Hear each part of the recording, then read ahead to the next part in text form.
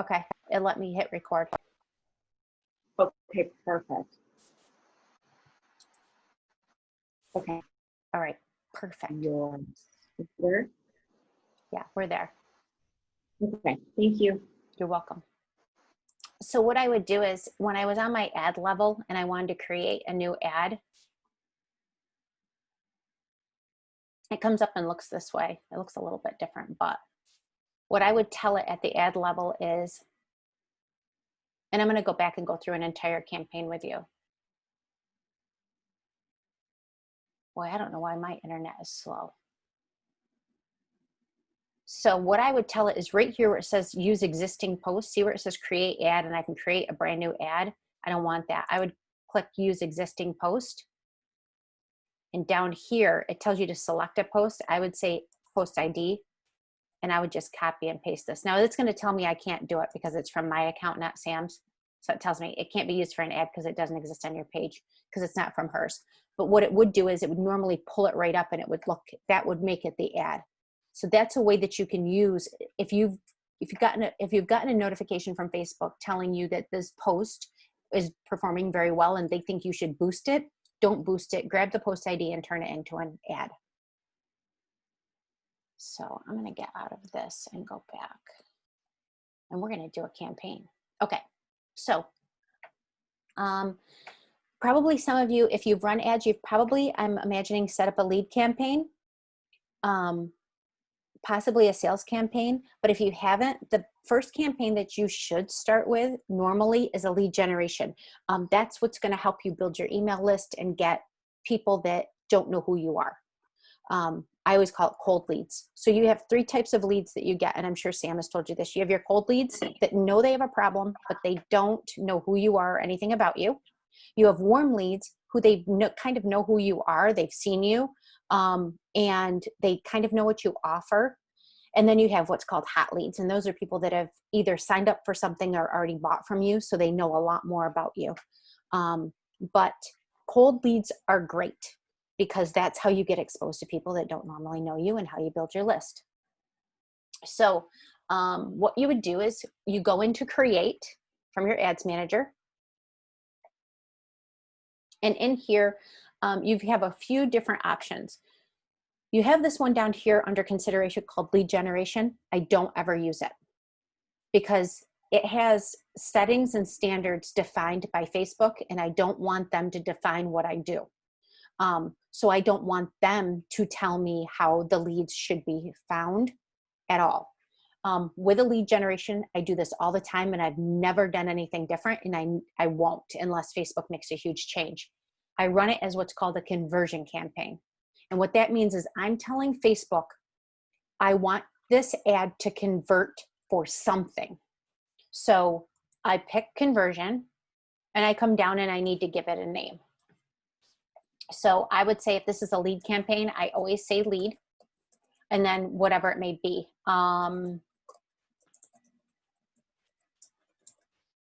And that's all I do. You can name them anything you want, any way you know what it is, anything along those lines. This is just the campaign. I hit continue to take me to the next section. Ad set name. And remember, ad set is your audience. One of the things that I do, especially new, testing out anything, is that I like to do something that I call sandbox testing. And this is where I will pick, and I did this in the beginning with Samantha, is I will pick like 20 to 30 audiences that I feel are right for her.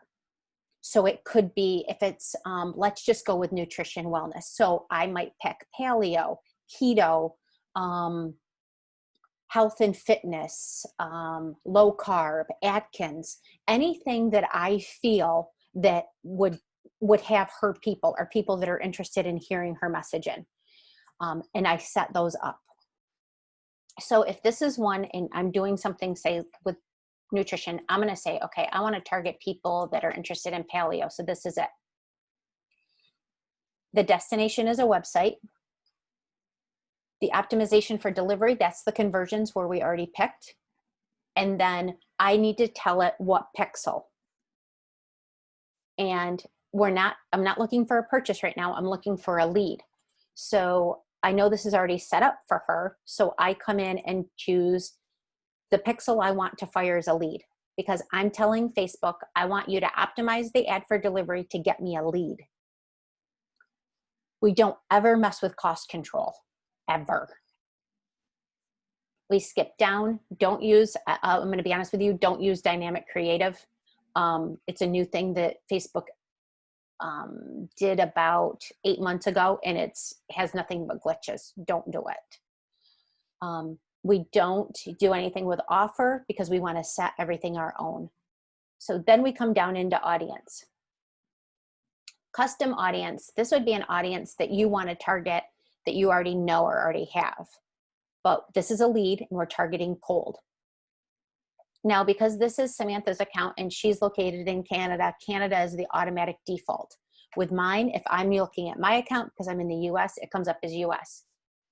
Now with her, and I do this with everybody, we target, I like calling them the top 5. We do the United States, I do New Zealand,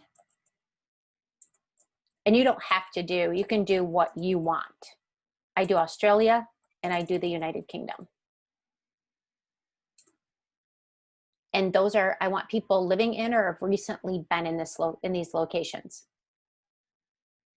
Here's where you're gonna set who you wanna target. So if you know your target is women, and let's say it's 25 to, let's just pick something, 55. That's what we would pick. Then down here where you're gonna see detailed targeting, this is where I know. So this ad set is paleo. So I'm gonna type in paleo.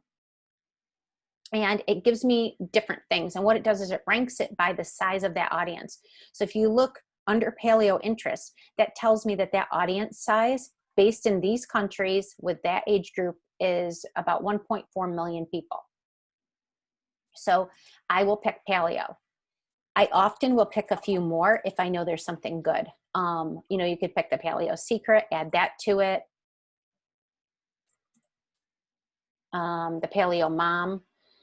And this tells you over here, estimated results. This is going to tell me that I'm going to get a reach of between 765 people and 2.2 thousand people in a daily. And that could bring me 13 to 39 conversions possibly. I never do this detailed targeting expansion because I want to know if these work for us or not. I don't need to worry about connections. I always do automatic placements. The only time I use manual placements is in advanced, very advanced campaigns. But auto placement, it's exactly what it is that Facebook will pick where, will allocate your ad set and your budget where it feels you're getting the best results. So this can be Facebook news feed, Instagram feed, Facebook stories, Instagram stories, search. There's all different places that it can be, that your ad can be shown across both the platforms. As long as you have your Instagram account connected to your Facebook page, this will do both. So when people talk about running Facebook and Instagram ads, it's all run right through here. And I'm gonna hit manual only because I want you to see all the different options there are. And this is what Facebook will pick from with the automatic. So if I was to hit manual, this shows you every place your ad can appear. Facebook newsfeed, Instagram feed, marketplace, video feeds, inboxes, stories, search, messages, and then other places like, I always like to point this out because I think it's neat. People don't realize it or know why it shows up there, but they have what's called Audience Network Rewarded Videos. So if you are playing Candy Crush and you can do this, watch an ad to get more plays or whatever it is, this ad shows up. So it gets placed to other places. It gets tricky when you really are picking placements, so you don't really need to now that Facebook has this, and it actually has been proven to work very well. So like I said, I use automatic placements, especially for leads. Here's where you're gonna set your budget. You always set your budget daily. What I do with the sandbox testing is, if you can, I do these audiences at $5 a day. So I will tell it I want to spend $5 for the day. I want it to run continuously until I turn it off. You can set an end date if you want to make sure, but I know because I watch it every day, so I know when I want to turn it off and turn it on. Then from there, everything else stays the same, and I tell it to continue. And this is where we build the ad. So as you can see, the identity is up here. So I've got Samantha, this is Samantha's page. And the reason why that's there is that's where it's sponsored from. And it didn't automatically generate. So I'll look and her Instagram is connected. So I tell it, and then this is the Instagram account I want to run it for. And then I always tell it, I always do like ad number 1, and I might tell something about it. Say we're going to do short copy image, because I like to test image and video ads against each other. And then you're going to create your ad. Single image or video is fine. You're going to add your media. So if I go in, I know she's got a bunch in here. You would have to upload if you don't. Come on, Facebook. And we'll pick this wonderful image of Sam and say we're going to use it. Gracious. And the nice part is that once you upload an image to your images in your ads manager, they're always there. So you can go back and use other ones. So you don't have to always upload if there's something there you want to use. And then we come down to where we're going to build an ad. It will tell you, and this is a nice feature too, is especially when you're starting out, it will tell you if there's something that you have to enter that you haven't entered. And one is the link. So I'll just pick one there, but this is, you could put anything here.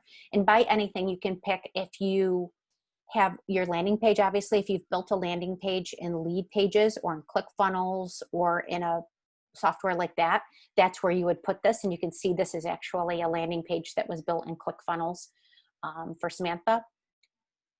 If, depending on what you're running, if you're running a different type of campaign, you could put you know, a website if you want to direct them to your website, if you want to direct them to your Instagram profile to get followers. There's a few different things that you can do. But for leads, you obviously want to direct them to this lead campaign that you've developed. You're going to put your text in here, whatever it may be. Most people copy and paste, which is fine. So we'll just say whatever. And you can also put the link in here. So if I wanted to say in the actual copy, sign up now, I can also put, I can copy and paste the URL in there also. And I like to do that because some people will read the ad and see that, and they can actually click the link there as well. You have your headline. You always want a headline that's, especially because this would be a lead campaign, so it's people that don't know you but know they have a problem. You want to give them something that will catch their attention.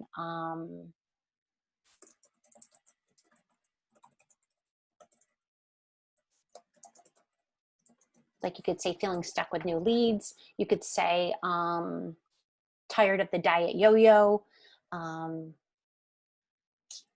Different things along those lines. So your headline is always something that's addressing, especially with leads because they're new, that's addressing the problem that they may have. But you have to be careful, like I said, with personal attributes. You know, you could say tired of yo-yo dieting. You're not saying you, so you could say that. You could say, depending on what your business is, I've done things like ready to learn to trade stocks. Just different things. It's usually a question because that's what you're addressing. So when you're thinking about headlines and ad copy, always think of it this way. What's their pain point? What keeps your person up at night? What are they struggling with? What's the benefit that you bring them? And then the feature. So it would be like, are you, like if you put tired of yo-yo dieting, then the benefit would be, I have a simple program with real food.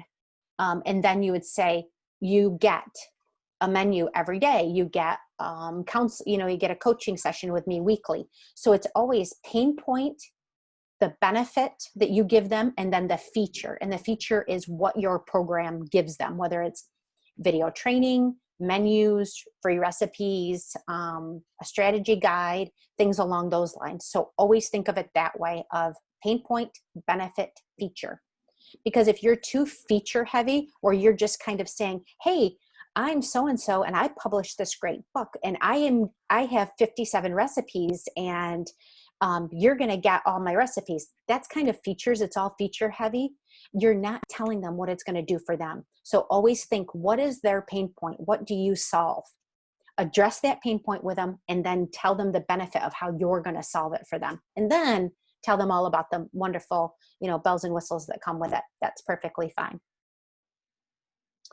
We don't need a description in here. We have our URL, and then you can pick a call to action.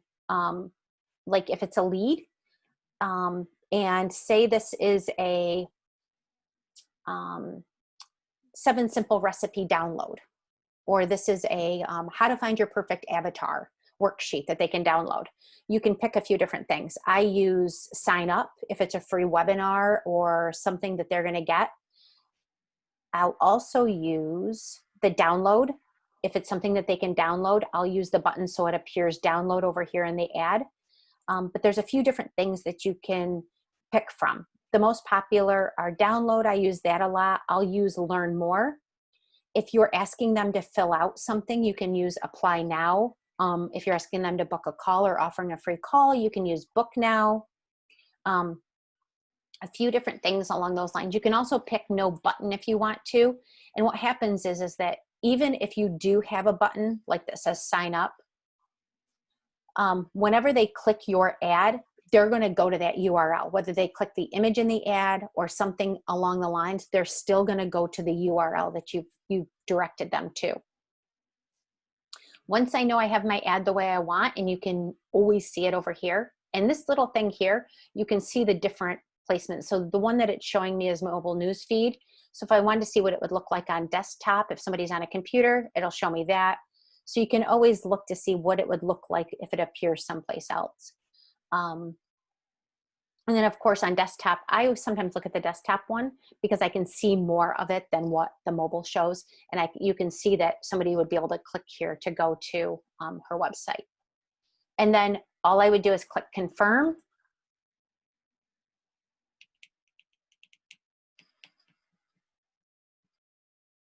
Come on.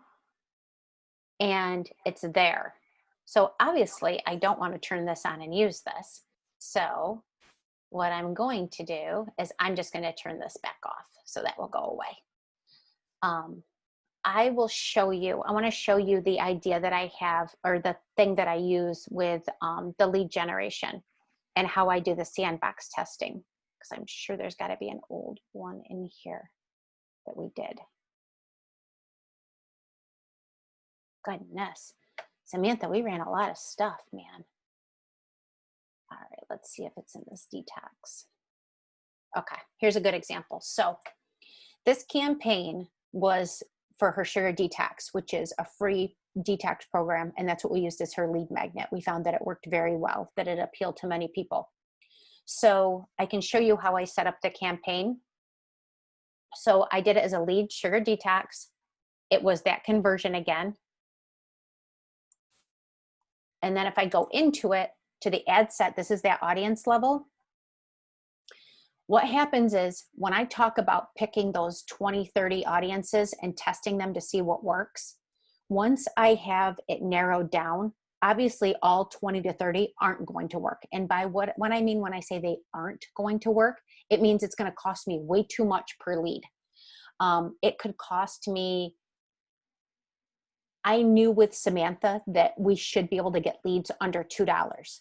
So when I was seeing audiences bringing in leads over $2, I was shutting those off.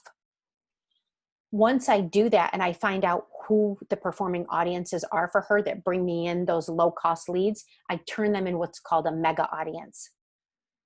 And what that is I put them all in one. So right now we're running a sugar detox lead magnet for her, a lead generation campaign, and we're only targeting one ad set or one audience. But I'm going to show you, I'm going to go into this audience. When I come down to where we built, so here's where I told it the countries that I wanted. Here's the ages that I picked, where I picked my gender. When we come down here, this is where that detailed targeting is. And like with paleo, I picked paleo, paleo mom, paleo recipes. I can put all of those winning audiences for her in one ad set. So this is that mega audience. So this has interest of diabetes, interest of Dr. Josh, estrogen, hormone imbalance, hot flashes, Dr. Hyman, PCOS. So these were the ones that I went, wait a minute, these really, really work for her. So that's where I picked and got that mega audience. And again, I use auto placements for it.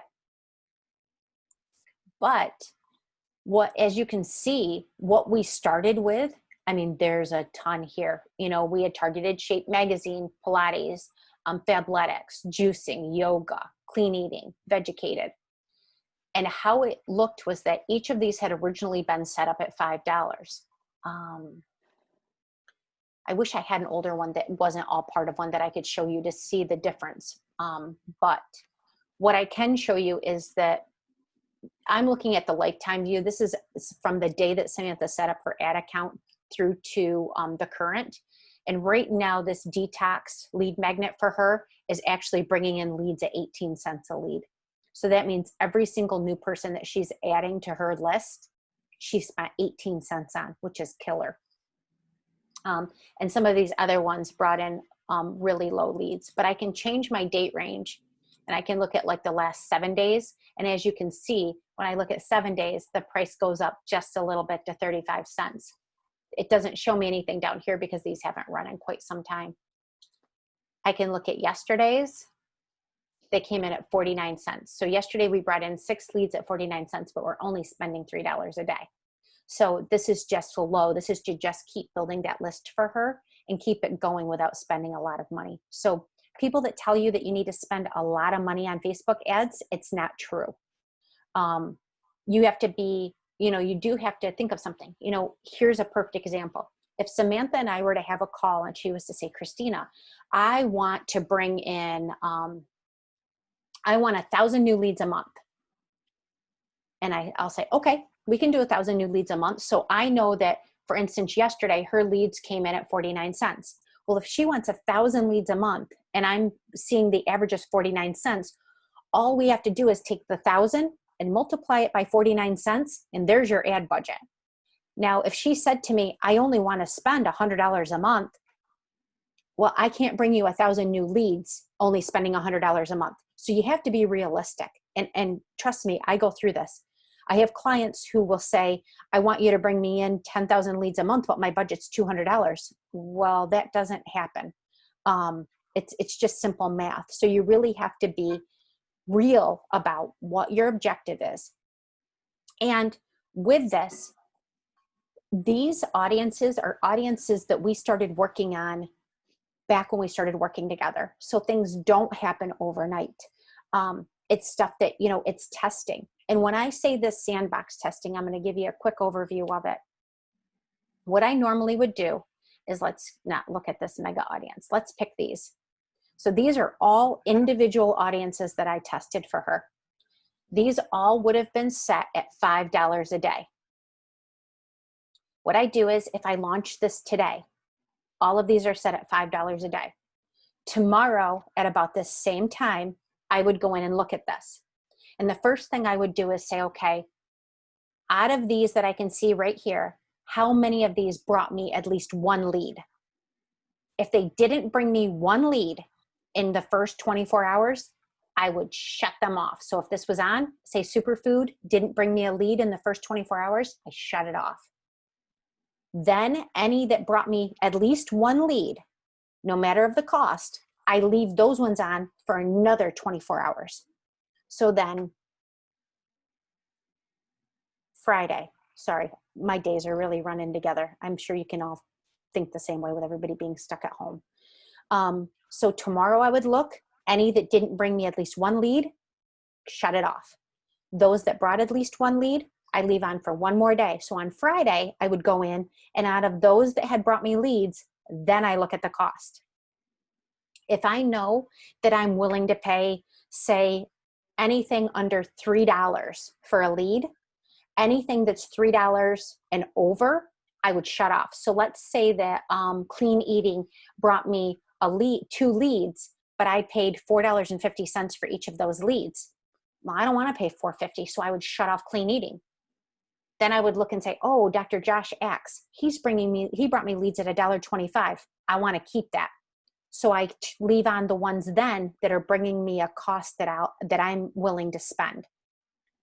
Then I let that run for a little bit, a day or two, and then I start to scale.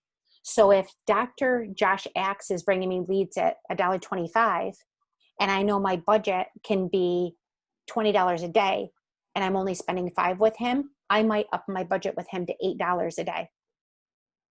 Just because something is performing well doesn't mean that if you have a $50 a day budget and you're only spending 10, that you go, well, I'll spend 50, so I'm going to go from 10 to 50. No. What happens is when you put that much spend, just push it really hard, it throws it back out of the algorithm with Facebook. So the rule of thumb that I like to use is scale every 3 days. That means if you have room to increase your budget, do it once every 3 days and only do it by 50% of your budget. So if my budget is $10, if I'm running at $10 a day right now and I can scale in 3 days, I would up it to 15, half of my 10. That makes sure that your ad that's performing well stays in the algorithm with Facebook where it needs to. And that's the most important thing. And then if in 3 days, look again and scale. Now, it's a little different when you're looking at sales campaigns because you might not have that much time. If you're going to open a cart and close a cart, the biggest advice I give people is to open your cart and leave your cart open for a minimum of 7 days. And the reason why is it can take up to 7 days for Facebook to learn your ad and get it and optimize it. That doesn't always happen. It can happen in a day or 2 days, but it can take up to 7. And if you don't give it the 7 days and it takes 5 and you're only leaving your cart open for 3, you may not see the results that you want. With sales campaigns, what I like to do is if I was going to run a sales campaign for Samantha and I knew that she wanted to spend $300 in 7 days, I obviously divide out the 7 days by 300 and I will actually start my budget, start my daily spend at that daily amount that I can to spend the 300. But with leads, you really need to play with it because I have seen some that have been extremely high. I've seen leads come in at $12, $15, $20 a piece. So that's why you want to test. Now, it said that, I apologize, but I don't remember who said this, that it felt that they spent too much or didn't do it right because they weren't sure of their audience. You really need to get, and I'm sure that Samantha went over this with you because she knows it like the back of her hand. One of the biggest things that I preach to people is you need to know your avatar. And it's those simple questions. Who is she? Or who is he? Or who are they? About what's the age? You want to look at your demographics, but you want to go that step further. What keeps them up at night? What are they reading? Who are they following? Where do they eat? Where do they shop? All sorts of things. And you kind of want to dig a little bit deeper. I like playing this game. I'm going to actually stop sharing this. I like playing this game kind of with audiences of who don't they know? And I'm going to give you an example of this. I have a client who does golf putters. So when they first came to me, they're like, okay, here's the audiences that we think will work. So obviously Tiger Woods was at the top of the list. So they do these high-end golf putters that are some ridiculous amount of money. And I said to them, I don't want to target Tiger Woods. And the reason why is that my mother is 70 years old and she does not golf. She knows nothing about the game of golf, but she knows who Tiger Woods is. So if we run an ad to people who are interested or have a like of Tiger Woods, my mom may see the ad. She's never going to buy one of their golf putters. So that's a waste. So what I say to them is that, okay, my mom knows Tiger Woods. So who else? Who wouldn't somebody know? and they might give me Jack Nicklaus. Well, my mom's old school. She still knows them. So we say, okay, who doesn't my mom know? My mom doesn't know who Bubba Wilson is, who's a really good golfer, but a true golfer who watches golf, who worries about their strategy, who concentrates on their game, who's looking for what ball will fly the farthest, what putter's the lightest, what's whatever. They know who that is. So do I want to target people who know Tiger Woods or have an interest in him? No. Bubba Wilson, because those are the people who are most likely to buy that putter. So think about that if you can, especially if you have something that's more of a niche, that's not just a health and wellness, that's not just a, life coaching. If you truly have a niche audience that you want to target, always think of that. You know that they're going to know the most common, but who don't they? With Samantha, we had to go from, okay, yoga and juicing and fabletics to PCOS and diabetes, and look at other things like who could benefit from a sugar detox that's not just everybody. And that's what you really want to kind of hone in on. That's why testing is so important and really knowing. The biggest advice that I give anyone starting out with ads is to plan. Plan, plan, plan, and plan again. Because if you don't, you're going to waste money either way, and you're not going to get the people that you want. You're going to get those Walmarters or those, I call them the tire kickers, because especially if you're a lead, you're always giving something away free, whether it's a short detox, whether it's a checklist, whether it's 5 free recipes, if it's a download on how to do something. When you give something away for free, you're going to get those people who will just download or take anything for free on Facebook. They just will. Those are I call them the tire kickers. So you kind of have to plan and watch that. I did do a little PDF thing. It's called the Facebook Ads Starter Kit Toolbox. And I sent it to Sam and told her that she may want to share it with you guys, and I'm sure she will. In there, it kind of goes over, it's my top things that I tell everybody, like from your avatar to making sure you have a Facebook pixel placed. I won't go into huge detail about Facebook pixels. They just recently made some changes to placing pixels and how to find your Facebook pixel. And to believe it or not, it's challenging. They made a big change, and I actually had to get on with Facebook support to ask some questions because they changed it so much. But what I will tell you about a Facebook pixel is this. Even if you are not running ads right now, and you may not know if you're going to run ads ever, get your Facebook pixel. And the one you need is called the page view pixel. And you want to install that on your website. If you have a website, you want to get it installed there. And if you have any other things you use, if you use lead pages, if you use ClickFunnels, you want to install it there. And the reason why is, I will show you this. I'm going to show you this because this is actually pretty cool. A lot of people don't realize this exists. So the reason why you want to is that even though you're not running ads, Facebook will gather data on your people, on people that visit your website, on people that visit a ClickFunnels page or visit somewhere else. They'll gather that data on these people, and you can use that eventually. And where you would find that is if I go back up here to my little dots, I'm going to go down through this list, and I am going to go to this nice little button right here called Audience Insights. And it's going to take me to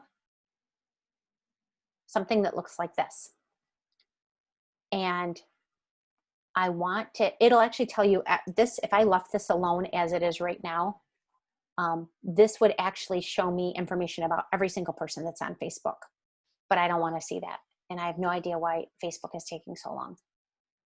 I'm really hoping it's not my internet because I am on a dedicated line, but boy, this is slow. Come on. Okay. So this is kind of information about everybody on Facebook. in the United States up here.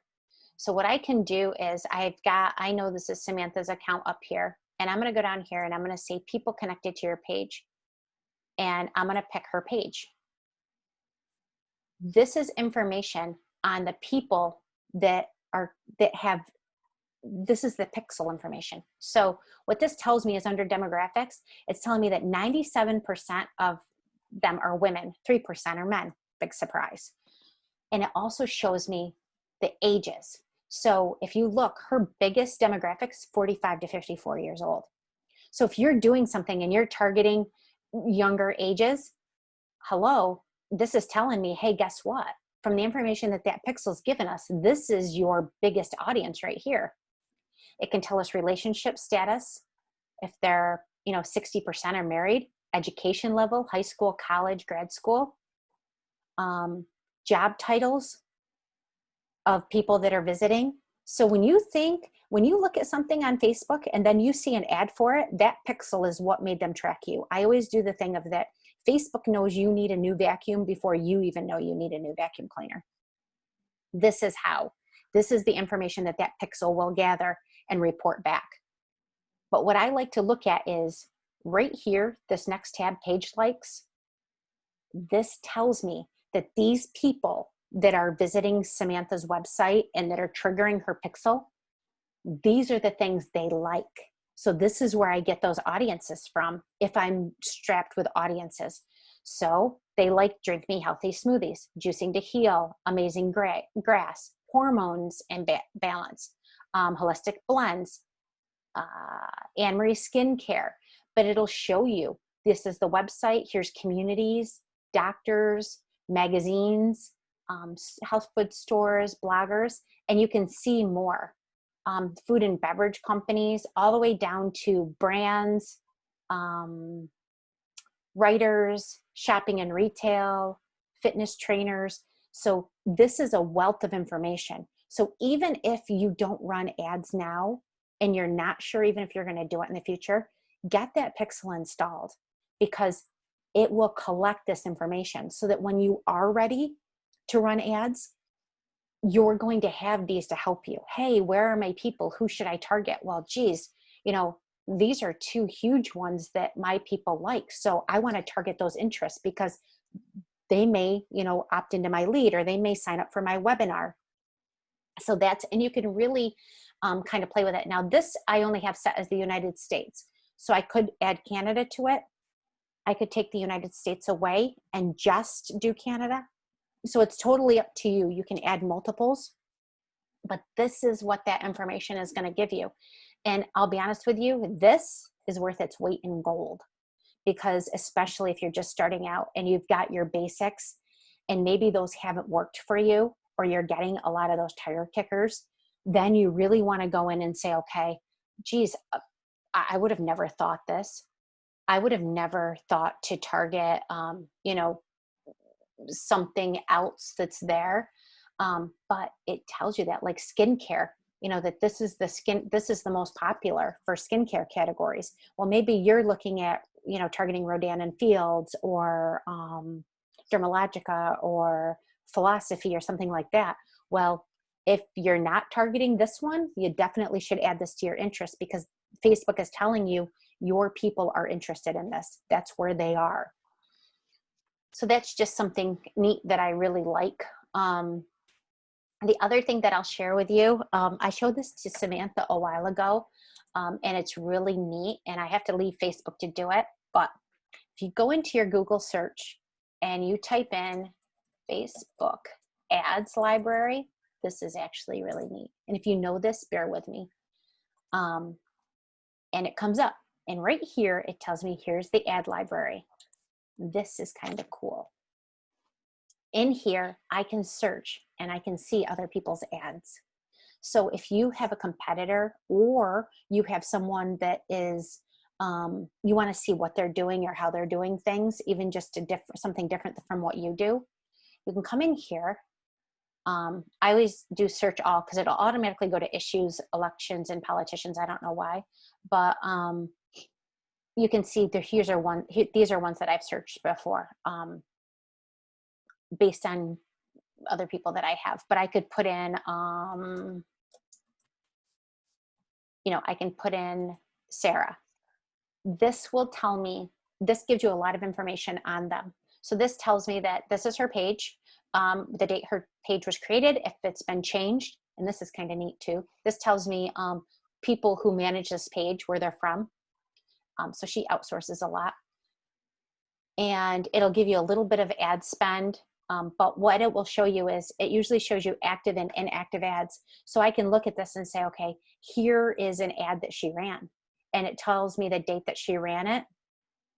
It shows me the ad copy in the ad, how much she spent, what her potential reach was. And then I can hit add details, and it'll show me a little bit more. Who was it shown to? So she targeted women between 25 to 64. And this tells me where it was shown the most. So it's a really cool way to find out some information and see what's going on, especially if it's someone who's in the same business that you are and you kind of want to get an idea. Obviously, we don't ever want to copy anything that somebody is doing, but to help kind of dial in that audience or see where things are working for somebody, there's nothing wrong with it. You obviously, we wouldn't want to, copy and paste this and create the same ad, but we would say, okay, well, geez, we're seeing that for her, this is the gender, this is the audience. And right here, 49%. So maybe you just want to target 35 to 44-year-old women.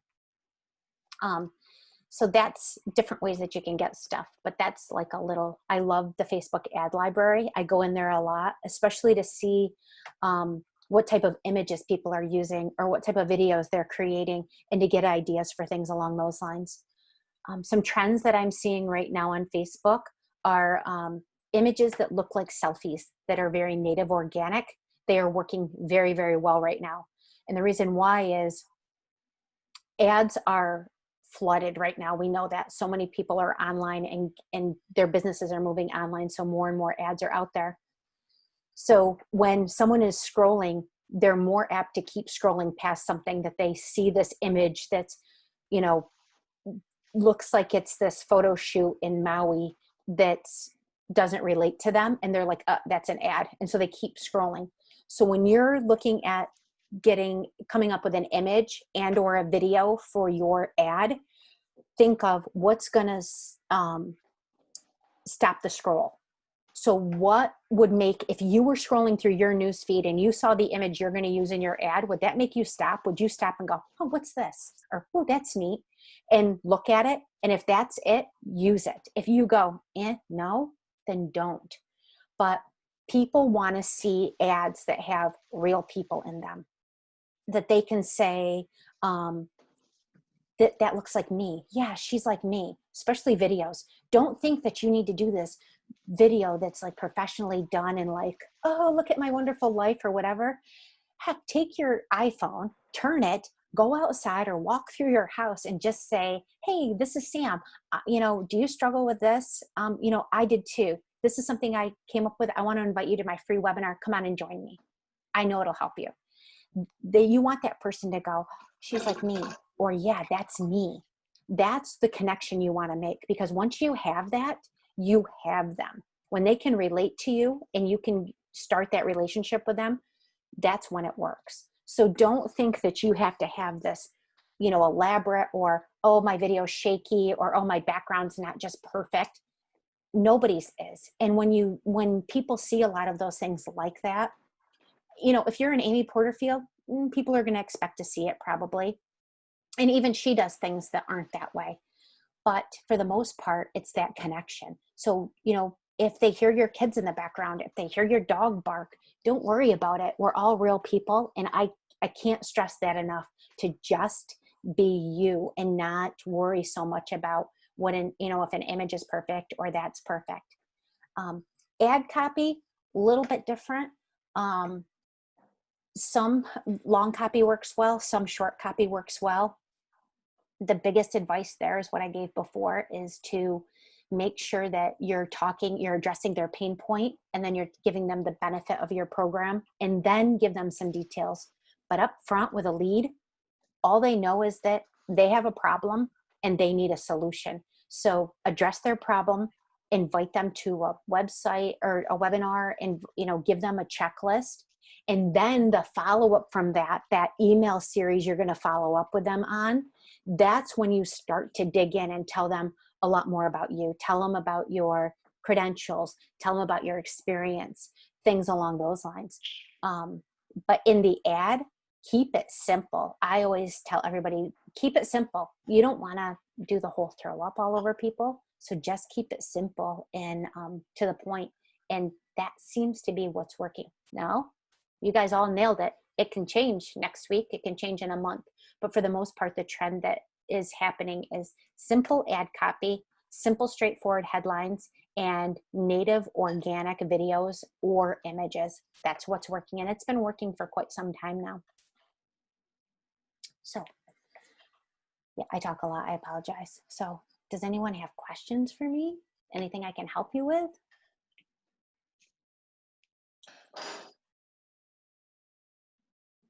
Oh, somebody asked me, how do you add a pixel? Stephanie asked me that. Yes, it's inside of Facebook. What I can do is, how about if I do this for you guys, as long as Sam is good with it. I will do a little Loom video showing you how to go in and find your pixel and get that pixel code. I can't do a video for each installation because it's different, whether it's in ClickFunnels, Lead Pages, or on your web page. But there usually are lots of videos out there that'll tell you, like, if how to install a pixel on ClickFunnels, Google it. That's how I learned, to be honest, because I don't know all the software out there. But I can at least do a short Loom video that will show you where to find your pixel in Facebook, how to get the code that you need, and it's just a copy and paste, whether you paste it in ClickFunnels, Lead Pages, or on your website. If you're one of those people who's lucky enough to have a web person that does your website for you, you can normally just send them the code and say, will you install this on my website? And they know exactly where to do and how to do it. So that's always a plus. But yes, I can do that. I'll do a Loom for you guys that'll show you how to go in and get that. That'll be easier. So what else do you want to know? I don't know if you can hear me now. I can hear you. I can see you too. Okay, great. I had to sign in under Gaetan's computer. So if anyone has questions, just unmute yourself and ask Kristina. That might be the easiest thing. And if you are really confused by something, like, now's your opportunity to just ask. Just go for it. There's no stupid question. No, there is not. So Kristina, I have a question for you. This was a while ago. I did a weekend workshop with somebody that taught on how to do Facebook ads. But then her course was like stupid expensive, right? Like ridiculous expensive. But even in the sort of the affordable weekend one, there was some stuff. I know things have changed so much. I'm just wondering, one of the things that she taught us was, and maybe this is what's being done automatically here when you said look for these different audiences, she would actually have us say, think of places, and we would actually go to, say, a page that had lots of likes, and there was something we were able to capture from that and bring it back and put it in. Anyway, when I did that for my Fab as a 50 group before this trade show at one point, it was stupid good. I have no idea. I can't remember how to do it. Is that something that's now what you were talking about, doing those individuals and then making into a mega? It is. And what's happened is that what she taught you, it's gone now. They've changed them. Just like the ad library that I showed you, that didn't exist before. What used to exist is you would go to somebody's, like, say, Samantha's Facebook business page, and on the left column, there was a thing that said info and ads. And you used to be able to click that, and her ads would all come up right there on her page to show you. They did away with that and made this ads library, and they didn't publicize it to people. It was kind of like you fell upon it. And how I found out about some things like the ad library is, I was on with Facebook support and I was complaining to them. And I said, why did you do away with this? And they're like, oh no, we just put it in an ad library. We just didn't tell anybody. And I'm like, I know. But you're absolutely right. So that can happen. But The testing is with the leads and the audiences. That's exactly it. So, you know, if you know your audiences, that's great. You can put them all into one ad set and go with it. But if you don't, and what I tell people, and we do this, like you can see, we started out with Samantha with, you know, paleo and keto and juicing and this and that, to where now her mega audience doesn't have a lot of those in there, because we found out we did that dig deeper. So even if you've got audiences that are working for you and you've built this, say, mega audience, that doesn't mean that you ever stop testing. And we don't with Samantha either. You know, every so often I'll sit and think, okay, and what I do is I keep a Google sheet, I keep a spreadsheet of audiences and I highlight them. So I have all these audiences listed, and I'll go in and any that I can't. So here's the other thing. Just because something shows up doesn't mean you can target it. So, you know, just because something shows up as an interest of someone's in insights doesn't necessarily mean you can target as an audience in ads. So what I do on that sheet is any that I can't target, I highlight red.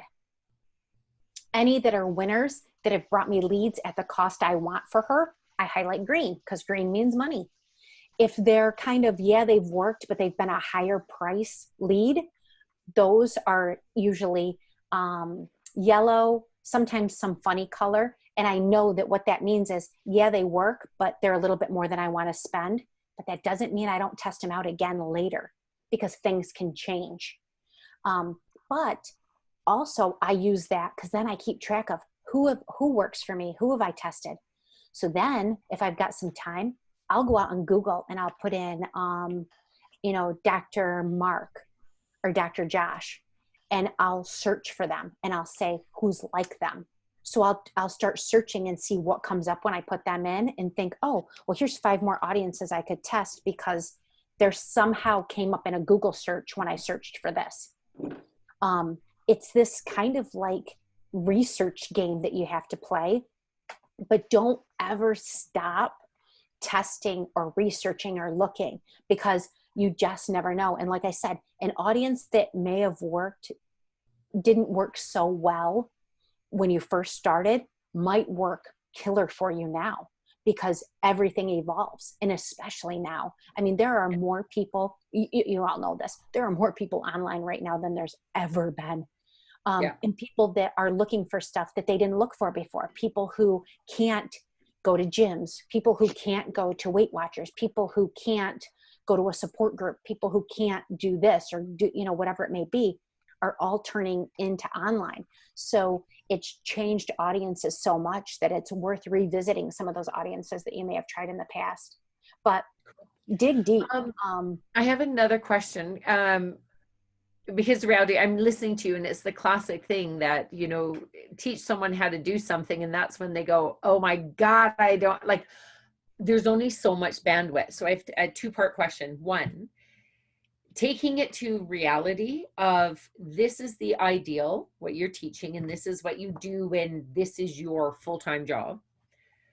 What, if you could break down what you've taught us today and say, if you have to start a little bit more budget and a little bit more, this is what, how I'm thinking more budget of time even, this would be your biggest bang for the buck to get you rolling until there is bigger budgets. That would be one question. What would you recommend? All right. Secondly, okay. As and when we're ready to say, okay, I want to hire someone to do something for me, whether it's you or somebody else, but I'm just saying, like, not, what are we looking at? Like, what would be a typical fee or a reasonable fee to get someone where it's like, if it gets too much, they probably don't know what they're doing. And this would be ideal, but perhaps we can't afford it yet. Do you know what I mean? I just want some guidance. Right. I'm going to start with that. I'm going to start with the second part of your question first. So when you get to a point, or if you're at a point where you're like, geez, you know what, I want to go at this full blast, but I don't have the bandwidth or the ability to handle this myself. The first thing is this: you want to hire somebody who tells you that they are a strategist. They either will use digital strategy, they'll say digital marketing strategy, but you want somebody who uses the word strategy or strategist at some point. If they tell you they are an ads manager, that's not what you want. because I will tell you this, that's exactly what they are. They will load your ads and they will just run. They won't give you a whole lot of feedback.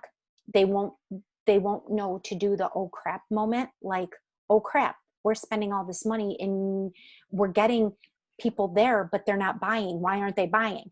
An ads manager is going to go, I don't know. They're not. They're actually going to say, well, it must be your offer, or it must be something you're doing. You want somebody that looks and says, okay, how do let me evaluate this and look at the analytics to determine, okay, if people are clicking the ad and they're loading the sales page, then what's happening? Normally, if someone clicks the ad, they load the sales page and they get to the cart and they abandon the cart, it's the offer or the price. If they're loading the sales page, but they're not clicking to buy, we need to look at it. Could the sales page be improved? Could it be the offer? The first thing you want to do in that instance is you want to look at your sales page. Is it too feature heavy? Is it like throwing up on them like, oh, buy my course because it's this, this, and this? Not do you need help with this? Are you struggling with? That's always the first thing I tell people. So you want somebody who is not only going to load your ads, set up your ads, design your campaigns, but you want somebody that's going to do strategy for you, because you can load your own ads and create your own ads. Are they going to do ad copy for you and headlines? Are they going to give you feedback on things? So you want to make sure that it's not just I'll manage your ads. To be honest with you, you can find people that are very good that will do it for a little bit of money. And you'll find people that do it for a lot. I'll share with you, how Sam and I came to work together is that I worked for a large agency.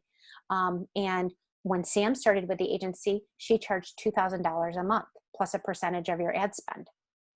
Don't ever pay a percentage of your ad spend, ever, because it does not. And I'm going to tell you, I'll give you an example. I have a client that spends $17,000 a month on Facebook ads. And I have a client that spends $500 a month on Facebook ads. It's no more work, whether I spend $16,000 or I spend $500. So all that is somebody being greedy. So do not ever pay somebody a percentage of your ad spend, ever. Don't ever hire somebody who tells you, I will run your ads and your campaigns, but I'm going to run them in my account, my ad account. That means they always belong. For me, that means Samantha's ads and everything would always belong to me. If she decides she doesn't want to work with me any longer or wants to start doing stuff on her own, which she can, everything that's in her ad account is hers. All the ads, all the creatives, all the results, everything is hers. And that's the way it should be. The ad agency that I was with, Samantha left early, and she was smart because a few months after she left, this girl upped the fee to $4,000 a month plus 25% of the ad spend. So you can find the gamut. I will tell you, for me, how I do it is I don't have flat fees. Like if you were to say to me, hey, Kristina, I want to hire you. I want you to do Facebook and Instagram ads for me, and I want you to write copy. How much is it? It doesn't work that way. You and I get on a call that will last about an hour. I find out a lot about you, and then I tailor a fee and what I would do for you based on you, because everybody's business is different and everybody's at different spots. So that's how I do things. Just beware. It's kind of the saying of that the proof's in the pudding. Ask them to show you. They should have screenshots. I have screenshots of ad accounts that I have the names blocked out that I can show results. Just be wary and ask people, hey, who do you use? Who do you like? They'll warn you. They'll especially warn you if it's people they don't. So the other part about budget and what happens if you can't start out. There's two things that you can do. One is that you can start with any budget. I tell a lot of people, start at $2 or $5 a day. If that's what you can do, do it. It's better than nothing. So don't feel you've got to start with a huge budget. Lead generation is great because that helps you get some traction on Facebook, and it helps you to get new people. What I do like to talk about, and Samantha and I have done this, is there's, I'm sure they probably talked to you about this because I know Vanessa's a big fan of this also. When you do a lead generation and say you're going to give them a checklist of, the top 10 misconceptions of weight loss over 50. And I'm only saying that because I can see your banner behind you. When they land on the page, so they're going to land on a page to get this checklist or this, tip sheet. They're going to enter their name and email address, and then they're going to land on another page. That next page, make it what's called a tripwire, where maybe you offer them 10 recipes for $4 or $7. And you say, wait, I'm going to send you your free checklist, but before you go, I have this great offer. Here's a way to even more. Here's 10 of the best recipes for women over 50 to help lose weight, breakfast recipes or whatever it may be, lunch recipes. And you do it. You can do $3, $4, $5, $7. Don't do anything over $7. And the reason why is that's called a no-brain sale. They don't even think. They just go, oh, yeah, I want that too. Credit card comes out, they buy. Totally changes who they are. Here's the key. If you're getting leads, like Samantha's Sugar Detox, we're getting leads at like 50 cents. If she has a tripwire selling something for $7, she only paid 50 cents for that lead, but got a sale for $7. That helps offset your ad spend. So if you've got this little tripwire, even if it's $3, if you're spending $1 on a lead and one person buys it, they just paid for 3 of your leads. So it's a no nonsense. They can opt to not take it and say, no, thank you. And that's fine. Here is another thing. You want to sell them something for $19. You can target the people who landed on your tripwire page but didn't buy because they're interested. So it's like this evil evolving circle of how you can retarget and get into things to keep making your audience bigger. But if you're going to start out with leads, I would certainly recommend putting a tripwire in there if you can, because it's going to help pay for your ads. Even if it's a $3 item, there's got to be something. A video, a training you did, something you have. I mean, Samantha and I go over this all the time. Sam, you got an ebook, you got a video, you got something. Did you record something? And she's like, oh yeah, I got this. But start out then with test 3 audiences at one time at $2 a piece for 24 hours. If you think that paleo is a big and keto are a big audience for you or could be, put them together. You can do 1 or 2 at a time. So do 3 ad sets, 3 audiences that we call them. Do one that's all like paleo, paleo mom, paleo recipes, keto diet. Then if you think that low carb and Atkins could be something that is one, the next audience, target people interested in Atkins or Atkins and Weight Watchers. So there's ways around it to be able to do something on a much smaller scale.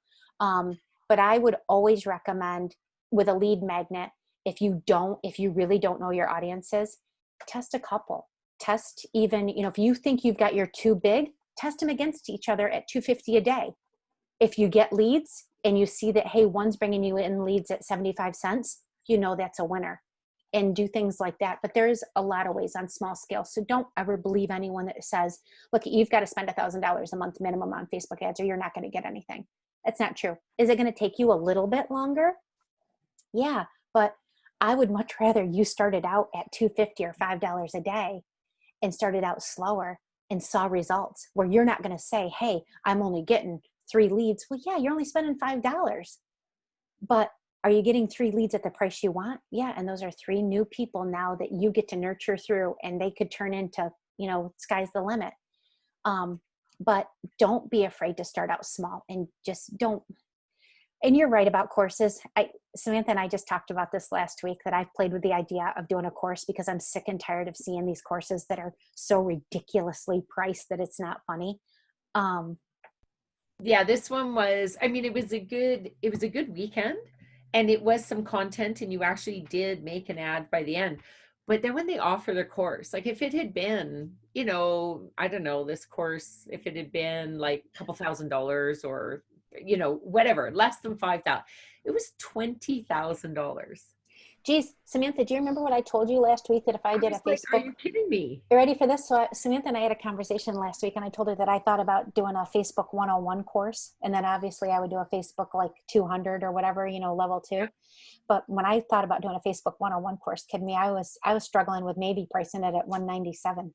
Oh no, God, price it.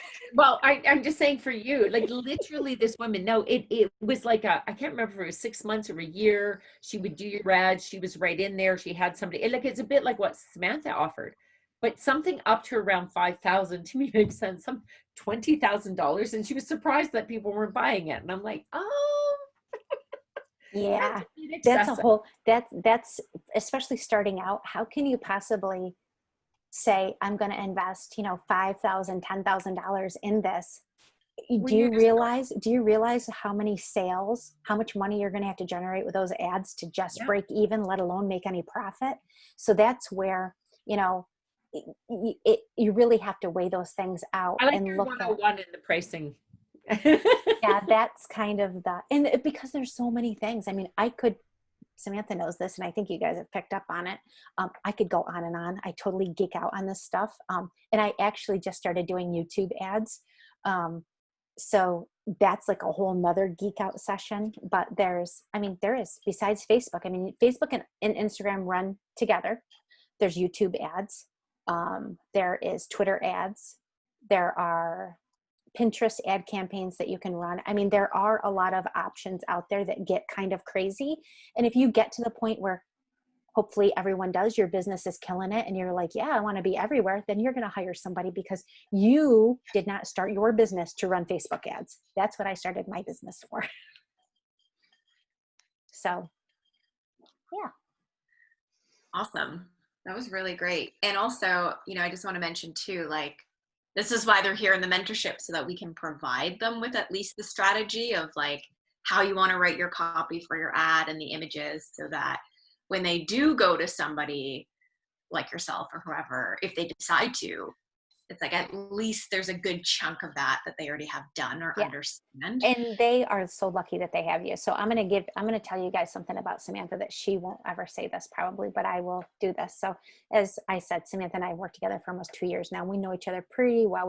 We've between Samantha building her house and everything else, we and launching our book, I think I was like a baby when her book got launched. So it was a big thing. But she not only has the background that she has in holistic nutrition and those sides, but she has that marketing and business background. She knows that stuff. She was an easy client always to work with, and still is, because she gets the marketing side of it. So when she decided to do this business mentorship program, it made sense. And I told her, it's about time. Because she knows it. She's not just somebody who's a practitioner that went, oh, well, I do this, so I'll just tell people. She really does know it. She's got that business and that marketing background. And then she brought in a powerhouse like Vanessa, who is, you know, I hate it when some people will describe Vanessa as a VA. Virtual assistant doesn't even come close to describing Vanessa. The girl's brain is like crazy. Her and I can talk about things at a level that Samantha kind of looks at us a little bit, but then Samantha and I talk about stuff at a level, and then they both kind of look at me like I'm crazy sometimes, but it is. And I don't do this a lot. I don't talk to a lot of groups because I don't always believe in them. And if I don't believe in the program and think that it works, I won't. I've been invited to speak in some masterminds that are the $20,000 or the, you know, $2,000 a month masterminds or whatever.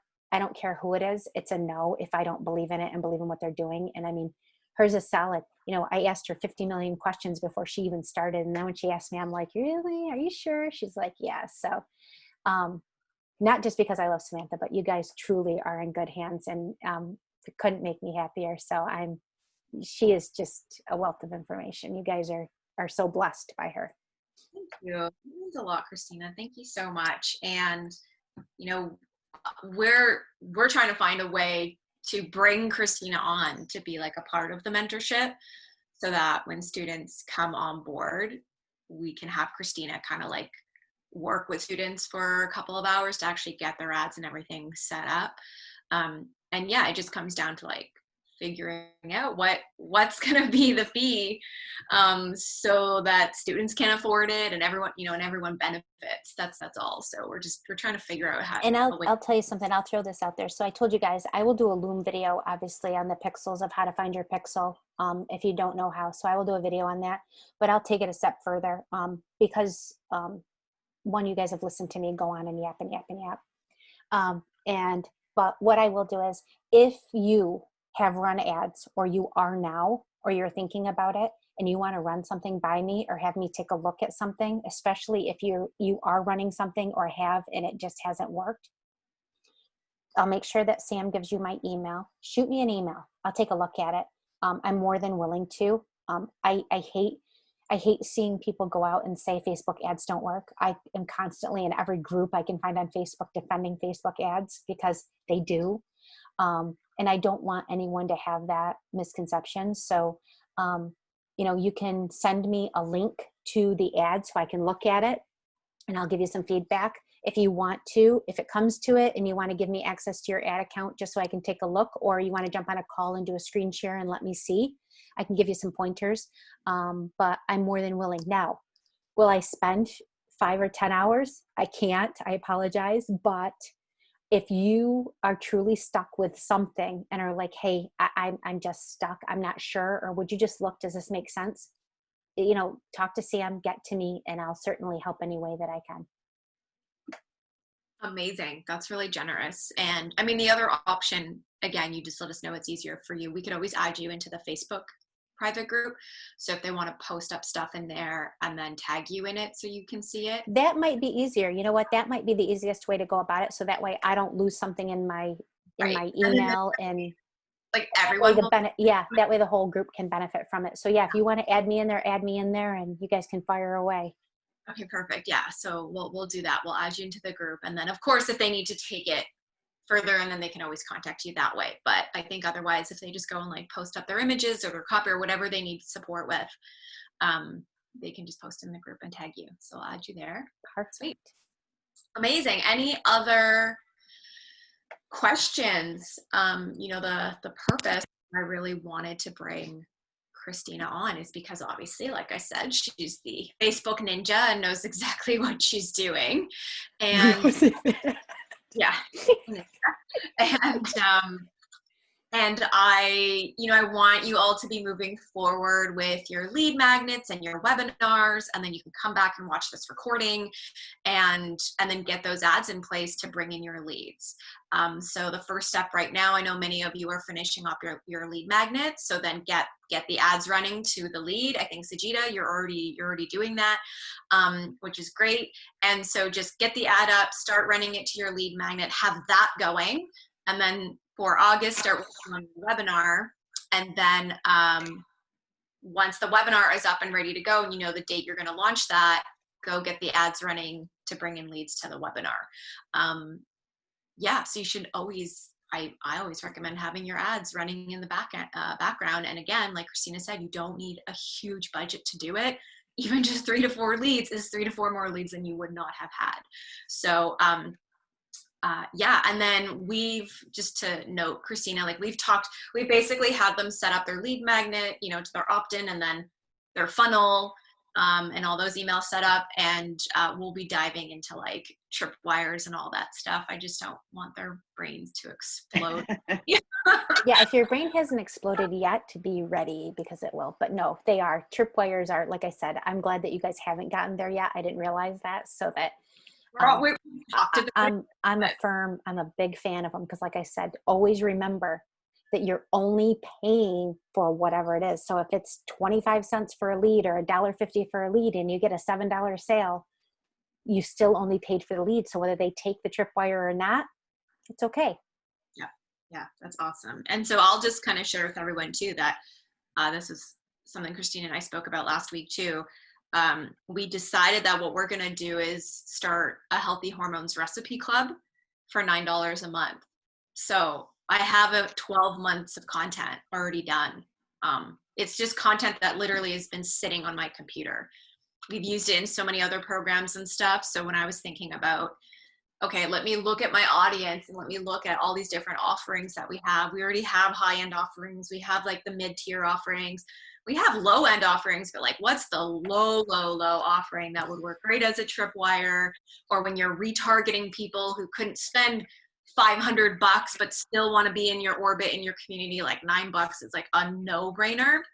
And so that's currently what we're setting up. So what we've done is, for those who join our metabolic reset program, before they check out, there's like a thing that comes up that says, hey, join the monthly. It's like a kind of like a bit of an upsell. Like, hey, you know, you're joining the reset. Do you also want to be a part of our recipe club? Add it to cart for $9 a month, right? So we're doing that. We already had people take us up on the offer, which is great. And then what we'll do is we'll run retargeting ads to those who didn't join the reset, and we'll just send them to the recipe club. And the ad will just be like, maybe it might be me on video just being like, hey, I know you didn't join us in the metabolic reset, all good, but did you know we have a healthy hormones recipe club? It's only $9 a month. Come join us, you know, before the price goes up, kind of thing. And we'll probably do an ad like that and just run the retargeting ads. And again, it's $9. It's super cheap. So for people to join, and we'll probably raise the price over time, but like, I just want to test it right now at $9.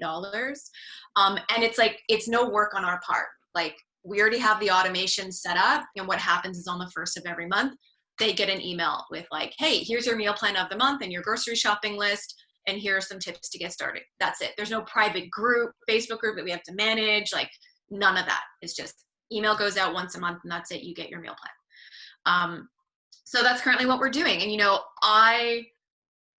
it took me a long time to get to this point of offering a like subscription model like that, like almost like a membership, because, you know, I wanted to focus on the higher end stuff. I wanted to focus on really bringing in the money into the business and having that solid and growing the community and having this huge community. And now it's like, wow, I've got all of these people. Now let's not leave people like, you know, leaving people to hang. Like we can now offer these multiple offers to this big community. So, so that's why we decided to start it. So I know Kristina loves the idea because she's worked with a lot of like really low barrier offers that just end up doing really, really well. So, you know, like getting 100 people a month, spending $9, even 50 people a month, you know, $450 is like recurring income.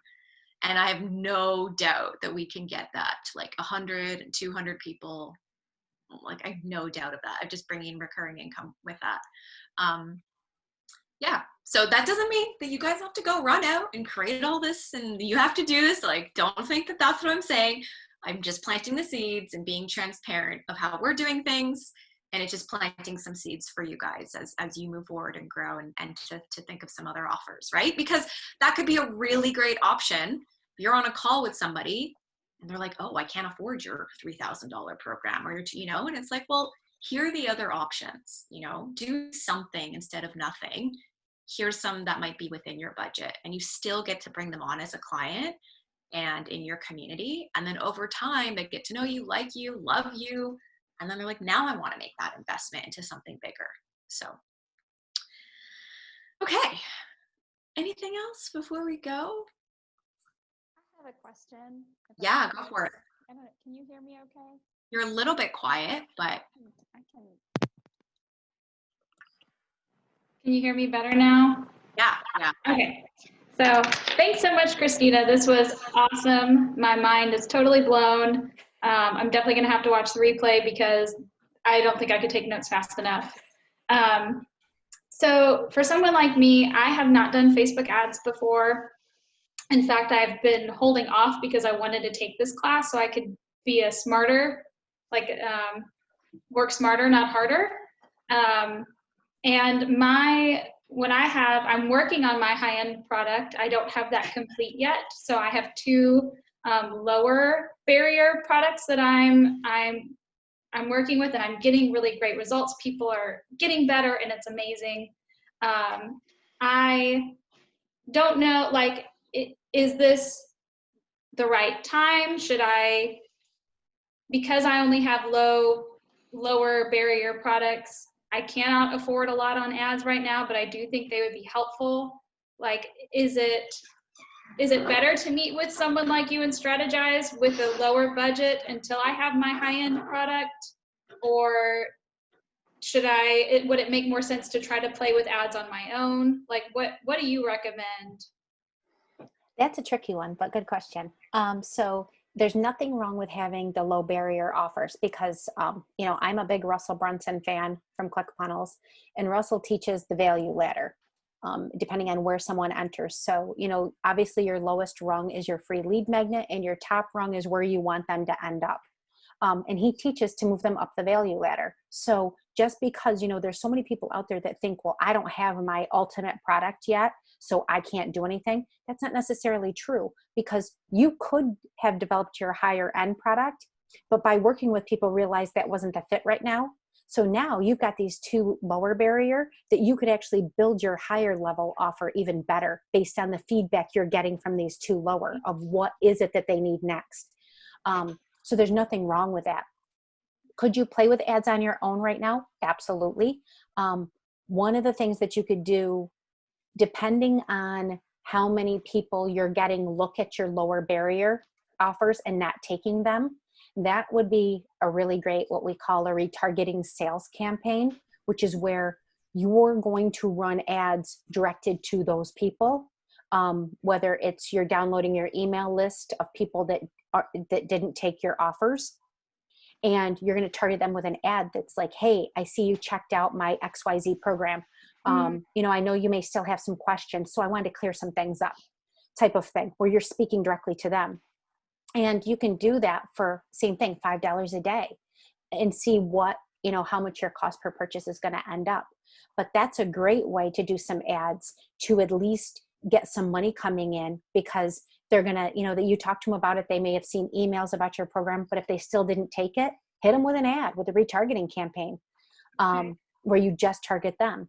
You could also do some lead generation ads to start to build your list up more, so that way you can get them into that email nurture sequence and get them on a call and sell them these lower barrier offers. Absolutely. Depending on what you have available, a tripwire obviously would work, but you could do both, depending on what your budget is. If your budget for ads right now is a little bit lower, try it out. Try it out. I know that Samantha would give some pointers. I know that, Vanessa knows some things, and I'm sure there's, and obviously from listening to the other ladies in the group, there's ladies with some experience that I'm sure you could say, hey, I'm trying this. Does anybody have any suggestions, or what it may be? Yeah. Only because I'm a firm believer that I will actually tell someone if they should work with me now or not. And I tell a lot of people, try out some ads on your own first and see what you're comfortable with, and kind of get a lay of the land before you look at hiring someone. Because it's one, you're going to add on the expense of me, which means that from breaking even of, if you want to spend $200 a month on Facebook ads and you add my fee into there, that totally changes what you need to do to break even. So absolutely. But, a simple sales retargeting campaign just to those people that are on your list that haven't taken a low barrier offer, that's your fruit right now. And that's the low hanging fruit. That's money you're leaving on the table, meaning that you've done the email sequence with them, you've had a call with them, they still maybe haven't taken it. Hit them with a little bit of ads and see if you get that one that's on the fence that it just might push them over. And like I said, I've got a client I'm doing that for at $5 a day. Her product is $247. She did a free little mini series, pitched them the product. They didn't take it. We retargeted them for $5 a day, and the product's $247. And we're bringing in sales, and each sale has cost her between $2.50 and $3 for a $247 sale. So can it be done? Absolutely. And it's very just similar to what I have. Yeah. Yeah. So that I would absolutely try that out. And it can be, it could be very simple, but and that can help you build to get to the point where, one, it gives you more money to reinvest in ads, so that, if you're only spending $5 a day, you can go to 10 a day or 15 a day. That keeps those sales coming in, and then that helps pay for other things. So that'd be my suggestion. Okay. Thank you. You're welcome. Yeah, I feel like I have this really great content. Like I've got a wonderful podcast and like nobody's listening to it because I'm not advertising it and I'm getting on social media, but I feel like social media is on to me now. Like in the beginning, social media was my friend. I think because I was new to it. And so I feel like now it knows what I'm doing and it's like punishing me for it. And so like I got 100 new followers in like the first month of just getting out there and getting involved. And those people, a lot of them turned into email subscribers. And now it's like crickets. So I need to change up what I'm doing. So I feel like this is the time to start doing ads. My whole thing is I'm going to spend probably an entire day doing what takes you 5 minutes to do. And so I'm trying to be smart with my time management. Like for my podcast, it was taking me an entire day to edit an episode. And I found someone to edit for $10 an episode. So I'm like, boom, done. Okay. So that's why I'm asking, like, is it better to try something on my own, or should I just talk to someone who knows what they're doing before I mess up my whole thing? If you want to talk, we can certainly talk. I'm more than open to it. All right, I'll probably reach out. Yeah, reach out to me. We can schedule a call and kind of talk about what you're doing and where you're going, because yeah, I mean, we can run ads to get podcast subscribers. And I've done that. The other thing is, I'll give you a free tip, is that if you have a Pinterest page, use it to push people to your podcast. So do pins. That too. Yeah. Just do a great image, do a little blurb about what the podcast episode is about, and say, you know, and in your pin put, you know, if you want to learn more, come have a listen, and have that pin, when they click it, go directly to your podcast. Okay. So that's a free way to get things like that. And for anybody out there, if you have a podcast, or even if you have a blog, and you want to get people to your blog, to subscribe to your blog and start reading your stuff, on Pinterest, pin about your blog. Take one of the blog articles, do an image from it, and in the little description of it, talk a little bit about the article and say, read more here, and make sure the URL that when they click that pin takes them to that blog article. But it's a great way to start building some traction without having to spend any money, is use Pinterest that way to your advantage. And you don't have to pay for campaigns on there. You just need to pin. Thanks. Yeah, we used to do that back in the day with Facebook ads, and I don't even know if it's a thing anymore, but like with our blog posts, because back in the day I used to blog a lot, we would run ads. We would take the blog post link, just write a typical Facebook post, and then have the link to the blog, and then be like, yeah, and then click here to read the rest of the article or something. And then they'd click and they'd come to the blog, and within the blog post, there would be an opt-in. Yep. And some still do that. It was more effective back in the day. But some still do it. It absolutely, but you can send somebody from Facebook ads anywhere you want. You can send them to your YouTube channel, by putting that URL in. You can send them to your Instagram profile to hopefully they'll follow you, because there's no campaign yet to get Instagram followers. There is for page likes, obviously, but no IG followers yet. But I think old Zuckerberg is probably going to come up with that here shortly. But I have another question. Do I have time for a quick question? Yeah, go for it. Okay. I have to be off at noon, but if you guys want to stay on, I just gotta hop off. But no, I just want to make sure. So I have mostly played on Facebook because that's where my audience is. I deal with women over 50 who range from pretty savvy to completely clueless. I haven't played on Instagram that much, but I know there's some there, but I've done polls. They're mostly on Facebook. So I just want to double check, when we do a Facebook ad now, it automatically is shared throughout Instagram as well? If you pick the auto placement, yes, and you have your Instagram page connected to your Facebook. And that's what I have to play around with. I think it is.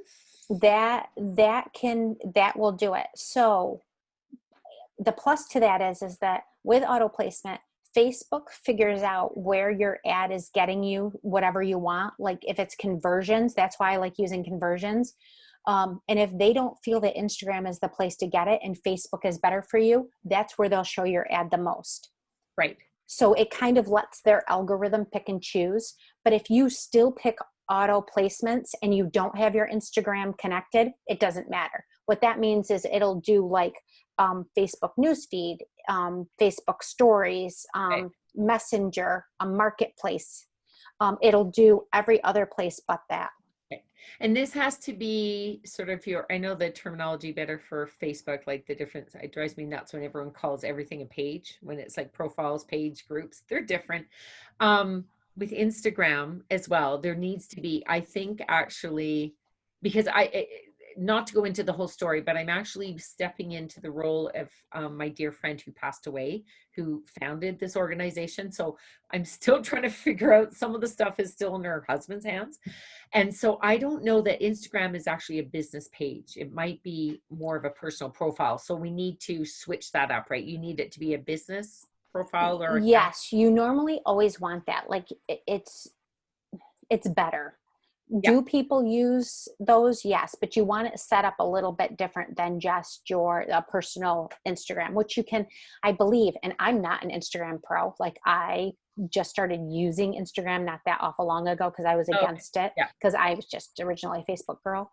But I believe there's a way in Instagram where you can go to the profile, the Instagram profile page, and you can check to turn it into a business profile somehow. I think there's an easy switch. Yeah, Sam knows this stuff. She's younger than me. She knows this. I might go to you guys to make sure that this orchestrated so that they're more effective, because I'd love to find if there's more ladies hanging out there and I just don't know about them. But the ones I know, when I pull them, it's like everyone's on Facebook and then it's a smattering everywhere else. Yeah, absolutely. Okay, thank you. You're welcome. Okay, sweet. I think we're good. What we'll do is, like I said, we'll add you, Kristina, into the Facebook group.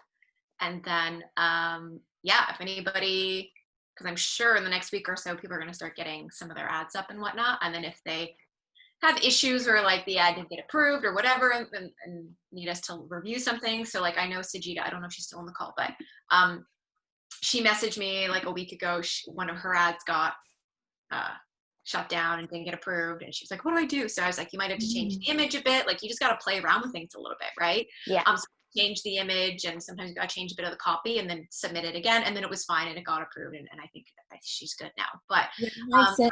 Thank you for that. Yeah, it really helped. I am here. I'm listening in. So yes, it did get it did get rejected the first time, and then I messaged Sam and I changed the image around, and the word "you" was a problem because I had it like in a couple of spots there, and I just got rid of it, and I try to be very general about it. The ad I ran it for a week. It was experimental. It reached about 5,000 people, mostly in the UK. I don't know why. I followed a lot of the training. It reached 5,000 people, got 386 clicks. However, when I went in to look at my opt-in page as to really how many people signed into the lead magnet, it was about 40 people. Does that sound right in terms of numbers? It sounds like you probably cast too big of a net, which can happen, too big of that audience net. Right. So you obviously, to get that many people to opt in, you had people in there that it really spoke to. So you need to figure out who those people were. So when you look at that target of, if you were targeting any interests, I would, if you were targeting more than one, I would start breaking those apart and testing one at a time, even to say, okay, so say you had 5 interests in there, I would take and pull one out and test that one and see how it works and do that. That's kind of what I talked about in the beginning. When I do that sandbox testing, that's where I figure out that, hey, juicing may work, but paleo works better because it's bringing me $1.50 leads or opt-ins or more opt-ins than juicing is. So even though juicing is working, that might not be the ideal for me. There may be something else. So you just have to figure out, because it's not bad, especially when you're first starting out. I mean, I've got people that start out that get all sorts of clicks and everything, but they don't get any conversion. So that means that people like what you're offering them. You just have to figure out who those people are that are actually opting in and becoming a conversion for you. Okay, yeah, that was great information today. So how to go in and look for, because I did do a white target. I put in lots of different interests following the first video that you had done for us. And it was my very first ad. So thank you, Sam, because Sam was there like cheering me on. You got this, you can do this. She helped me with the copy. She helped me figure out my image. So, you know, I couldn't do it without you guys. So thank you for today.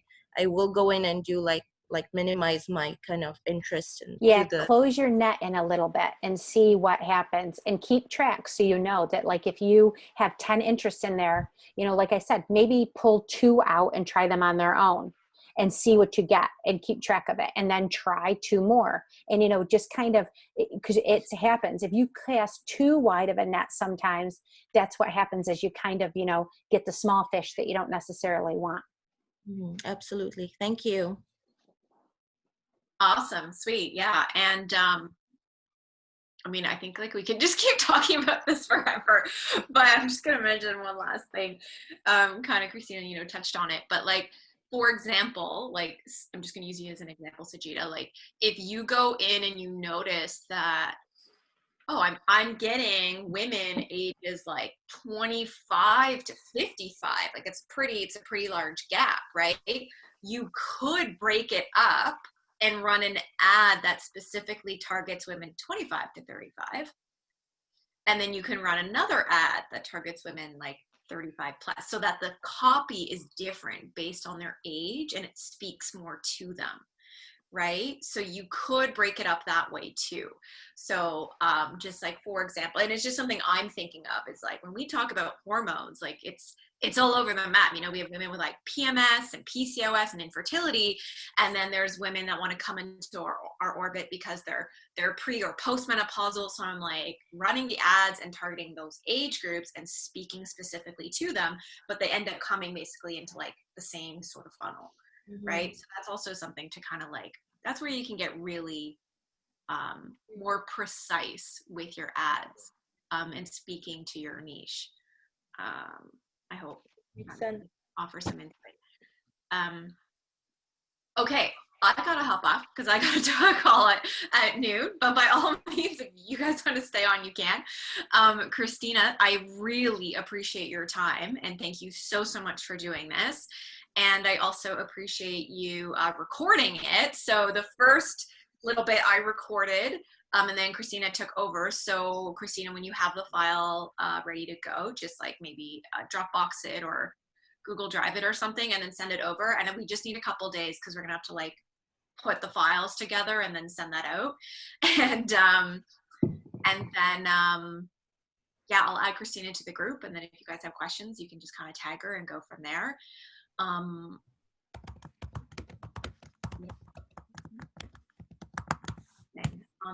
Thanks everyone for being here. Yeah, thanks for having me. I was happy to be here. So thanks. And I'll be in the group. So yeah, feel free to hit me up. And sometimes I might take a little while depending on what I have going on, but I promise you I will get back to you. Awesome. No, we appreciate that. I totally respect your time. So yeah.